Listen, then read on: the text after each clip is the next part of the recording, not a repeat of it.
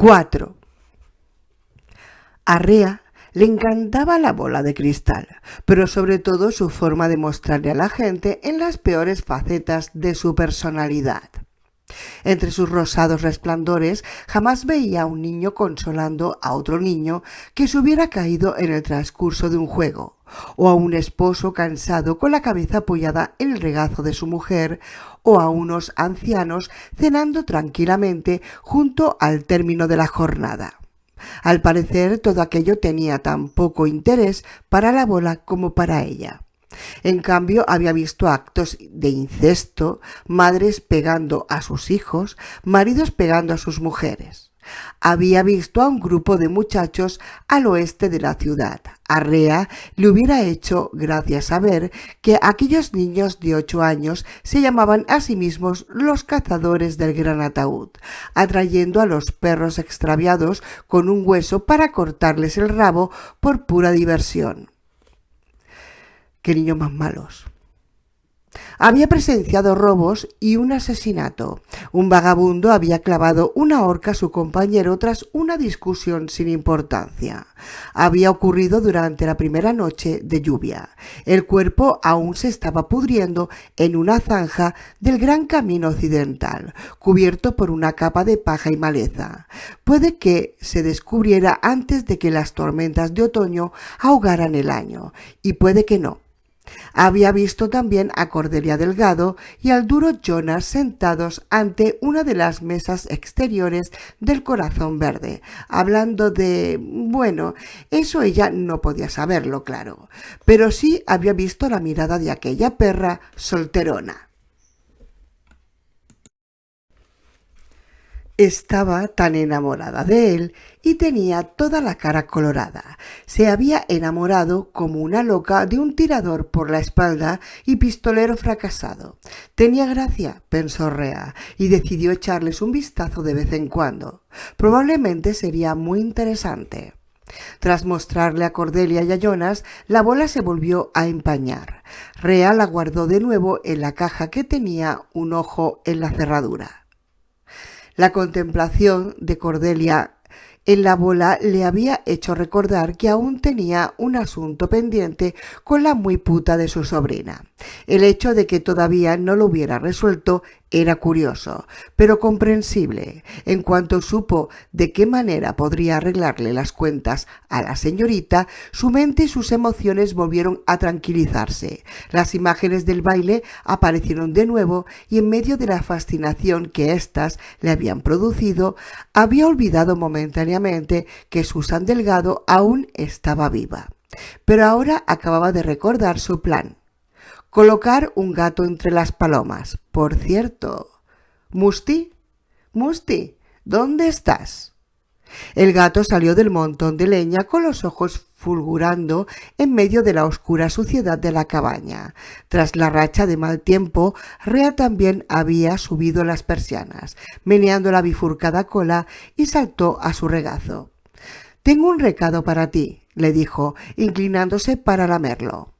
El exquisito sabor del pelaje de Musti le llenó la boca y la garganta.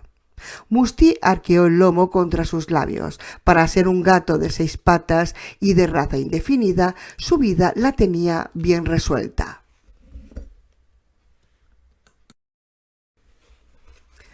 5. Jonas se libró de Cordelia tan pronto como pudo, aunque no tanto como hubiera querido, pues tenía que engatusar a aquella estúpida. Puede que le resultara útil en otra ocasión. Al final le dio un beso en la comisura de los labios, lo cual la hizo enrojecer tan violentamente que temió sufrir una conmoción cerebral, y le dijo que comprobaría la cuestión que tanto le preocupaba. «Pero con discreción», dijo ella alarmada. Él dijo que sí, que sería discreto. Mientras la acompañaba a casa, la discreción formaba parte de su personalidad. Sabía que Cordelia no se tranquilizaría. No podría hacerlo hasta que no lo supiera con certeza, aunque él pensaba que sus temores eran infundados. A los adolescentes les gustaba dramatizarlo todo, y si la muchacha sabía que su tía tenía miedo de que ocurriera algo, era muy capaz de alimentar los temores de su tiita en lugar de tranquilizarla. Cordelia se había detenido junto a la blanca valla de estacas que separaba el jardín de su casa del camino, mirando a Jonas con una expresión de sublime alivio. Jonas pensó que parecía una mula a la que estuvieran rascando la grupa con un cepillo de cerdas duras. Bueno, no se me había ocurrido pensarlo, pero es probable, ¿verdad? Muy probable, dijo Jonas, pero aún así lo comprobaré con sumo cuidado. Más vale prevenir que curar, añadió, volviéndola a besar en la comisura de los labios. Y ni una sola palabra a los tipos de la costa, ni la más mínima insinuación. Gracias, Eldred. No sabe cuánto se lo agradezco. Y lo había abrazado antes de entrar apresuradamente en la casa, comprimiendo sus pechos duros como piedras contra la pechera de su camisa. A ver si esta noche consigo dormir. Puede que lo consiguiera, pero Jonas se preguntó si podría dormir él. Se dirigió al establo de Huki, donde tenía su caballo con la cabeza gacha y las manos entrelazadas a la espalda. Un grupo de niños subió corriendo por la otra acera. Dos de ellos agitaban unos rabos cortados de perros con sangre reseca en los extremos. ¡Qué niños más malos! «Cazadores del ataúd, somos cazadores del gran ataúd, como tú», le gritó uno de ellos con insolencia. Jonas desenfundó el arma y los apuntó. Lo hizo en un santiamén y por un instante los aterrorizados muchachos le vieron tal como era realmente.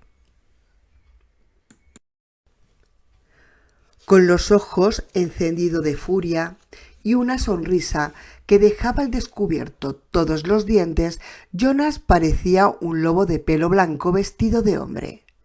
«Largo de aquí, pequeños bastardos», les gritó.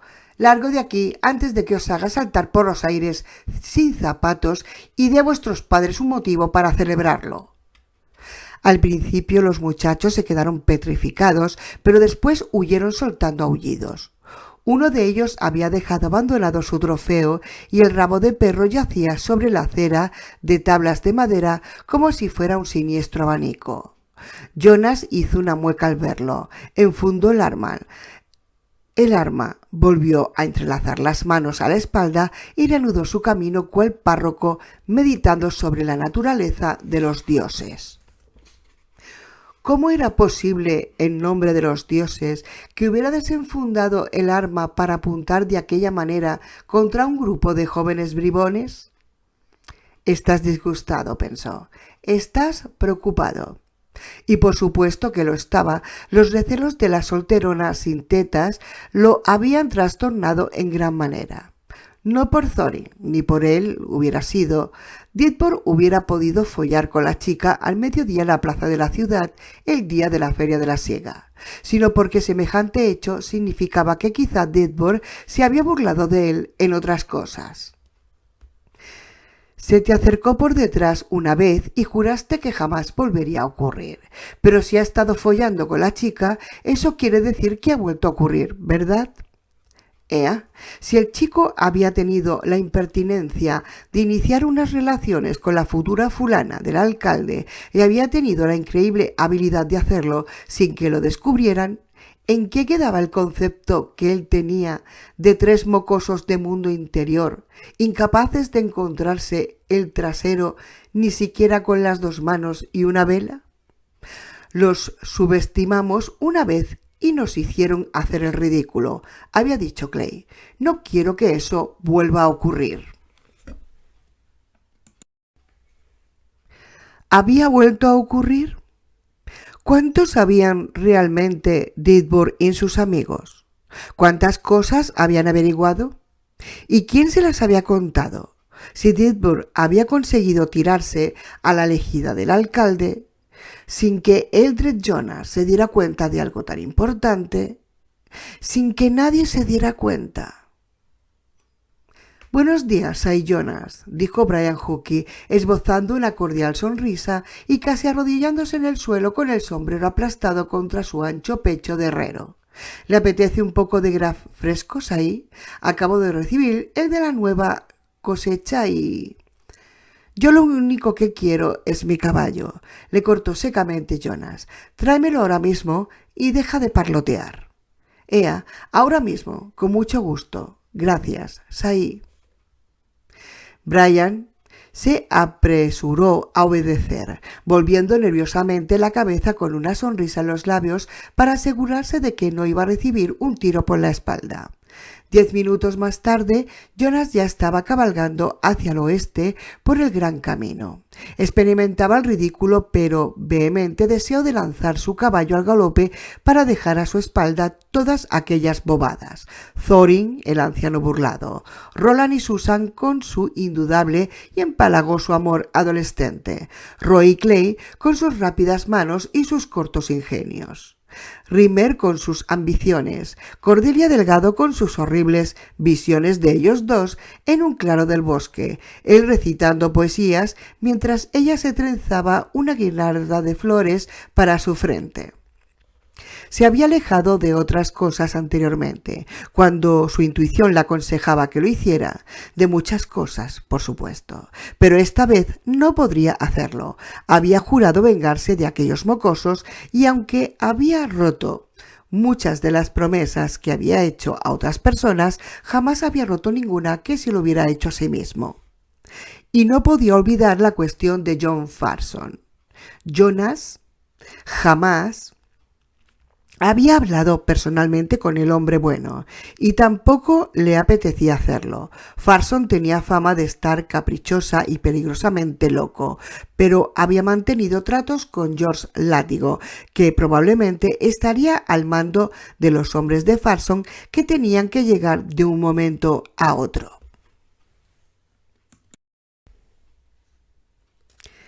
Era Látigo quien había contratado inicialmente a los cazadores del Gran Ataúd, pagándoles una crecida suma por adelantado que Jonas aún no había repartido con Reynolds y de Pape y prometiéndoles un botín todavía más espléndido en caso de que las principales fuerzas de la afiliación fueran expulsadas de las montañas Chabet y de sus alrededores. Látigo era un bicho de considerable tamaño, pero no podía compararse con el bicho que lo seguía. Además, nunca se había obtenido una gran recompensa sin correr riesgos. Si ellos entregaban los caballos, los bueyes, los carros de verdura fresca, la viscosidad, el petróleo, la bola de cristal, sobre todo la bola de cristal, todo iría bien. Si fallaban, lo más probable era que sus cabezas sirvieran para que Farson y sus ayudantes jugaran al polo por la noche. Podía ocurrir, y Jonas lo sabía, no cabía duda de que algún día ocurriría, pero cuando su cabeza se separara finalmente de sus hombros, el divorcio no se debería a la acción de unos mequetrefes como Dithborg y sus amigos, por muy noble que fuera la estirpe a la que pertenecieran. Pero si han mantenido relaciones con el exquisito bocado destinado al vejestorio de Thorin, si ha sabido mantenerlo en secreto, ¿qué otras cosas pueden haber ocultado? A lo mejor está jugando a los castillos conmigo. En caso de que así fuera, no jugaría mucho tiempo. La primera vez que el joven señor Dithborg asomara la nariz por su loma, Jonas estaría esperándole para arrancársela de un disparo. La cuestión, de momento, era decidir a dónde ir primero. ¿A la barraca para echar finalmente un vistazo a la vivienda de los chicos?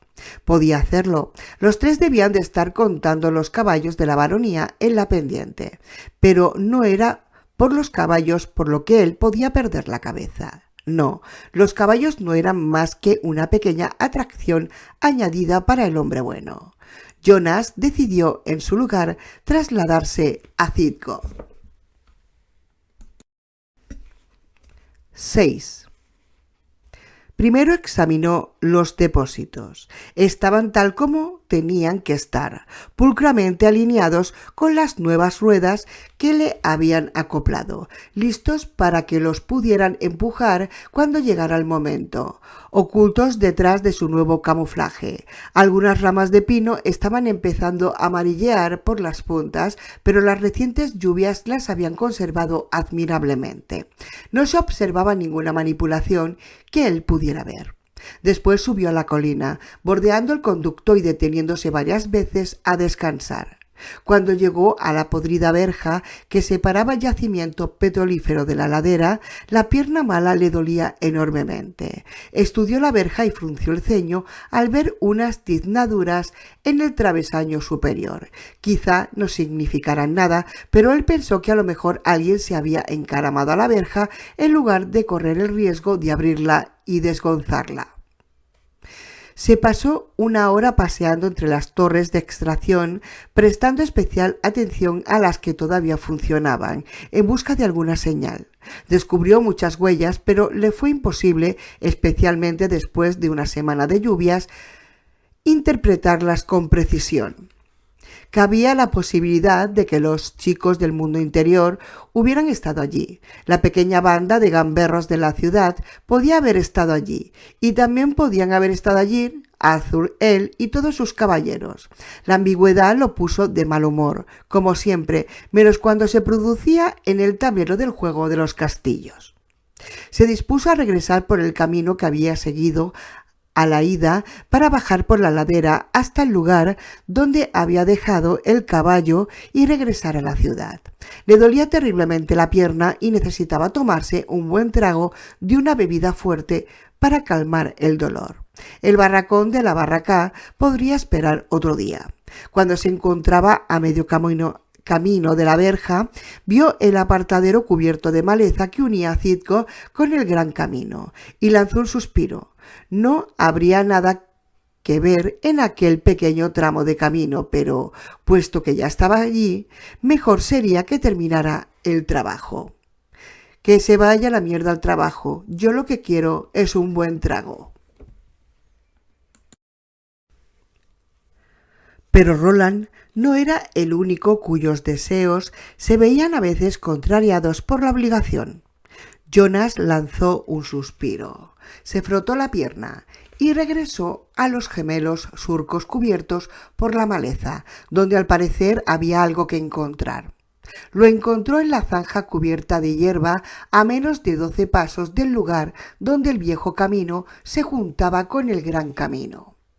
Al principio solo vio una suave forma blanca entre la hierba y creyó que era una piedra.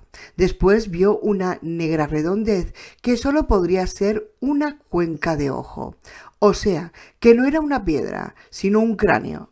Soltó un gruñido y lo tomó en sus manos mientras las pocas torres que todavía funcionaban seguían chillando a su espalda y bombeando ruidosamente. Un cráneo de cuervo. Lo había visto antes. Estaba seguro de que casi toda la ciudad lo habría visto. Pertenecía al fantasmón Arthur Head, que, como todos los fantasmones, necesitaba su pequeño utillaje. Lo llamaba su centinela, murmuró Jonas. A veces lo colocaba en el arzón de la silla de montar y a veces se lo ponía alrededor del cuello como si fuera un colgante. Así lo llevaba la noche del descanso de los viajeros cuando... Jonas dio la vuelta al cráneo del pájaro. Algo tintineaba en su interior, como si se tratara de un último pensamiento solitario. Lo ladeó, lo sacudió sobre la palma de su mano y cayó un fragmento de cadena de oro. Así lo llevaba el chico. En determinado momento la cadena se debió de romper. El cráneo habría caído a la zanja y el señor Head no se habría tomado la molestia de buscarlo. Probablemente no se le debió de pasar por la cabeza la idea de que alguien pudiera encontrarlo. Los muchachos eran descuidados. Resultaba asombroso que pudieran creer y convertirse en hombres. Su rostro no se alteró mientras permanecía arrodillado examinando el cráneo del pájaro, pero por detrás de su frente, sin arrugas, estaba más furioso de lo que jamás hubiera estado en su vida. Los chicos habían estado por allí. Vaya si habían estado. Era otra de las cosas que la víspera misma hubiera descartado con gesto burlón. Tenía que suponer que habían visto los depósitos con camuflaje o sin él, y si él no hubiera encontrado el cráneo por casualidad, jamás hubiera podido saber con certeza si ellos habían estado en aquel lugar o no. Cuando acabe con ellos, las cuencas de sus ojos estarán tan vacías como las tuyas, señor Cuervo. Yo mismo las vaciaré. Hizo ademán de arrojar el cráneo, pero lo pensó mejor. Tal vez le resultará útil en otro momento. Sosteniéndolo en la mano, regresó al lugar donde había dejado su caballo. 7. Coral Thorin bajó por la calle mayor hacia el descanso de los viajeros con la cabeza pulsándole pesadamente como si la tuviera oxidada y el corazón palpitando amargamente en su pecho. Se había levantado hace apenas una hora, pero tenía tal resaca que era como si ya hubiera transcurrido todo un día. Últimamente bebía demasiado, casi todas las noches, pero cuando había gente delante procuraba beber solo 1 o 2 tragos, siempre ligeros. De momento creía que nadie lo sospechaba, y mientras nadie lo sospechara, suponía que seguiría haciéndolo. ¿Cómo hubiera podido aguantar si no al imbécil de su hermano? ¿Cómo hubiera podido aguantar aquella ciudad tan imbécil? ¿Cómo hubiera podido aguantar sabiendo que casi todos los rancheros de la Asociación de Criadores de Caballos y más de la mitad de los terratenientes eran unos traidores? «Que se vaya al carajo la asociación», murmuró. «Más vale pájaro en mano». Pero, ¿de veras tenía un pájaro en la mano? ¿Lo tenían ellos? ¿Cumpliría Farson sus promesas? Unas promesas que había hecho un tal Látigo y que habían sido transmitidas por el inefable Kimba Rimmer. Coral tenía sus dudas. Los déspotas tenían la mala costumbre de olvidar sus promesas y los pájaros en la mano tenían la irritante costumbre de picarte los dedos, cagarse en la palma de tu mano y escapar volando. Y no es que eso le importara ahora. Ella ya se había ganado las habichuelas. Además, la gente siempre querría beber, apostar en el juego y follar, independientemente de quién fuera la persona ante la cual hincara la rodilla o en cuyo nombre le cobraran los impuestos. No obstante, cuando la voz del demonio de la conciencia le hablaba en susurros, unos cuantos tragos servían para sellar sus labios.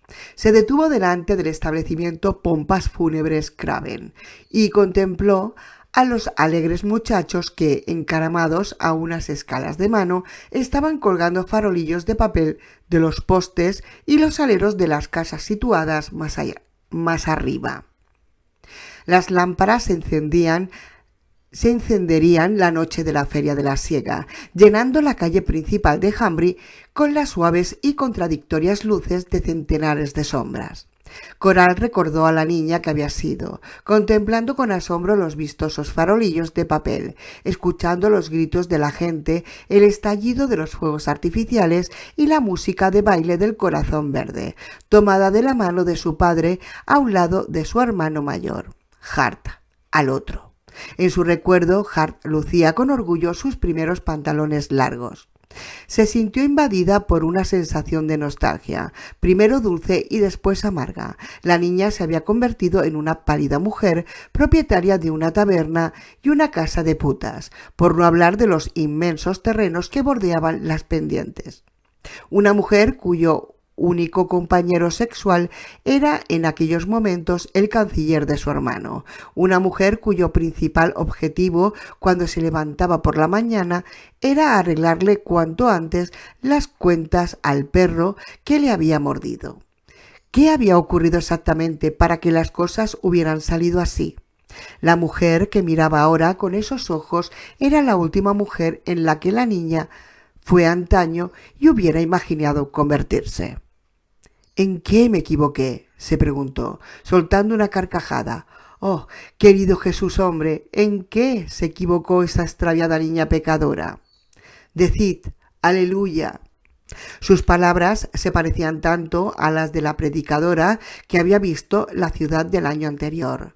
Piston se llamaba Sylvia Piston, que volvió a reírse, esta vez con más naturalidad, y se encaminó hacia el descanso un poco más animada. Shemi estaba fuera, cuidando las últimas flores de seda que le quedaban. Agitó la mano y le gritó un saludo. «Un buen chico, Shemi».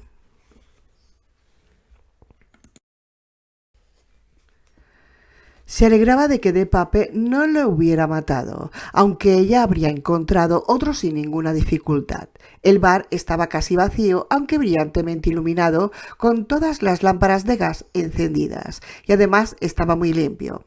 Shemi debía de haber limpiado las escupideras, pero Coral pensaba que el resto lo habría hecho la rechoncha mujer que se encontraba al otro lado de la barra. El maquillaje no podía disimular la palidez de sus mejillas, sus hundidos ojos ni las incipientes arrugas de su cuello. Cuando contemplaba aquella especie de piel de lagarto en el cuello de una mujer, Coral siempre se estremecía por dentro.